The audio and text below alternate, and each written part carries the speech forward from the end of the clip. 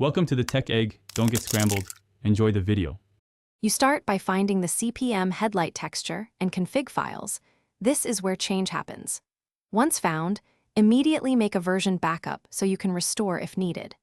Then open your image editor that supports PNG or DDS. Make sure the game and any editors are closed to avoid file locks. You'll be ready to modify color maps and emissive layers in the next step, so have file names and paths noted to prevent accidental overwrite. Now edit the emissive and base color maps to change how the headlight glows. You tweak the RGB channels to pick a hue. Raising red adds warmth, blue cools it, while preserving brightness.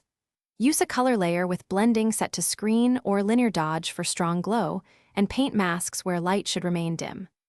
Once done, export in the exact resolution and format the mod expects, including alpha if present, because wrong format will break rendering, or replace the original headlight files with your edited versions, and then launch the game to inspect results in multiple lighting conditions.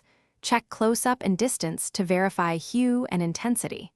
If the color looks too strong or washes out, lower emissive strength or tweak gamma in the texture. One key troubleshooting tip: if you see banding or missing alpha, revert to your backup and export again using lossless settings. Incorrect compression or format is the most common cause of visible artifacts.